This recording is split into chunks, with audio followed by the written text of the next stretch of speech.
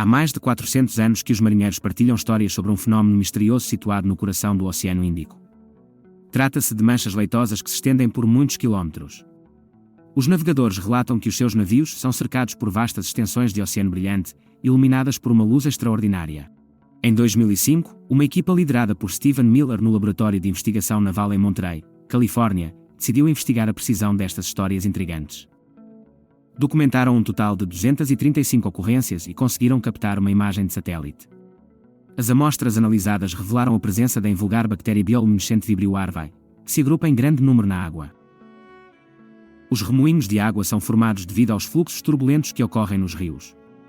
Quando uma corrente de água gira em torno de um objeto ou desce por um canal estreito, a água começa a fluir mais rapidamente, o que gera uma forte turbulência nos oceanos. Conforme a estrutura geológica do fundo do mar, as correntes podem colidir, dando origem a correntes de maré opostas. Isso resulta num grande vórtice de água.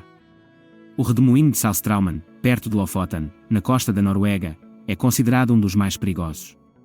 Nele, encontram-se as correntes de maré mais fortes do mundo. De 6 em 6 horas, as poderosas correntes oceânicas ganham velocidade, atingindo até 37 km por hora. Durante esse período, atravessam uma passagem de 150 metros de largura incríveis 370 milhões de metros cúbicos de água do mar.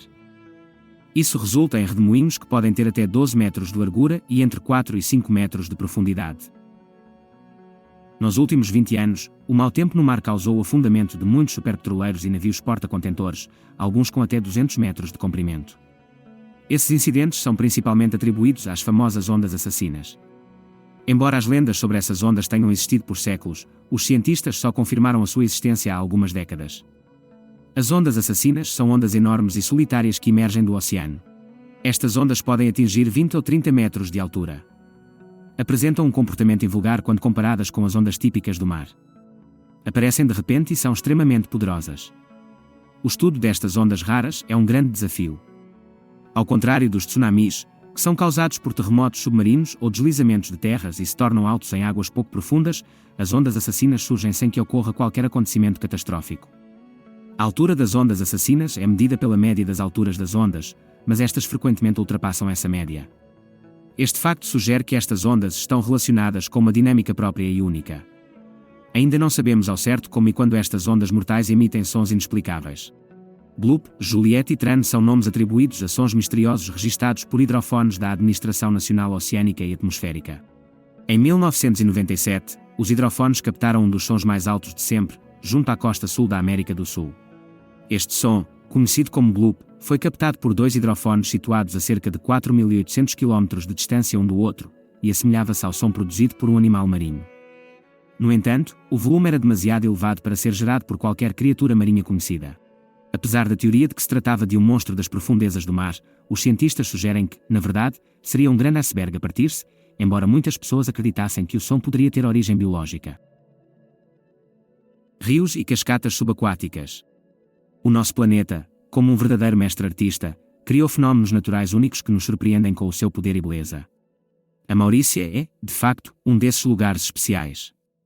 Cativa com as suas paisagens deslumbrantes e maravilhas surpreendentes. A Maurícia é amplamente considerada um dos lugares mais bonitos do mundo. Localiza-se no coração do vasto Oceano Índico. No sudoeste da ilha, pode observar-se uma ilusão de ótica incrível. Parece que uma cascata está debaixo de água, mas não é assim. Curiosamente, existem 7 cascatas subaquáticas em todo o mundo. Na verdade, a cascata mais alta do mundo não é a famosa Angel Falls, mas sim uma que se encontra no fundo do Estreito da Dinamarca. Está situada no Oceano Atlântico, entre a Groenlândia e a Islândia. A sua impressionante altura é de 1542 metros. Este fenómeno incrível deve-se às diferenças de temperatura ao longo do estreito. O lado oriental é significativamente mais frio do que o lado ocidental. Quando estas águas se encontram, a água fria flui para baixo como uma corrente saturada, formando a cascata. Mas existem mais coisas além de simples quedas de água escondidas sob a superfície do oceano. O Oceano Profundo guarda muitos segredos e fenômenos realmente surpreendentes. Entre esses fenômenos, estão os rios que fluem sob os mares, semelhantes aos que conhecemos em terra firme. Um exemplo notável é o rio subaquático que percorre o fundo do Mar Negro. Se estivesse na superfície, seria considerado o 6º maior rio do mundo em volume de água. Este rio subaquático percorre um canal com 35 metros de profundidade, 1 km de largura e cerca de 60 km de comprimento. No entanto, há mais do que simples quedas de água escondidas sob o oceano. O fundo dos oceanos guarda muitos segredos e fenómenos incríveis. Entre eles, estão rios que fluem sob os mares, como os da Terra. Um exemplo notável é o rio subaquático no fundo do Mar Negro. Se estivesse na superfície, seria o 6º maior rio do mundo em volume. Este rio subaquático percorre um canal de 35 metros de profundidade, 1 km de largura e cerca de 60 km de comprimento. Trata-se de lagos salgados, separados da massa de água principal por camadas espessas de sal. Estes lagos, conhecidos como lagos hiperalinos, apresentam condições extremas, onde apenas micro-organismos especializados conseguem sobreviver. Formam-se quando o sal das nascentes subterrâneas se acumula em depressões profundas. A água torna-se tão salgada que a sua densidade supera a da água do mar, impedindo a mistura. Deste modo, é criado um lago dentro de outro lago, com a camada inferior a permanecer estável por longos períodos de tempo. Nessas condições adversas, com pouco oxigênio e altos níveis de sal, apenas micro-organismos altamente especializados conseguem sobreviver. Estes micro-organismos, presentes nos lagos, podem estar envolvidos na metanogênese, gerando metano, que é crucial para o ciclo do carbono do planeta. Os vulcões submarinos, situados nas profundezas do oceano, são vulcões ativos que libertam lava e gases no fundo do mar, formando novas cristas e ilhas submarinas.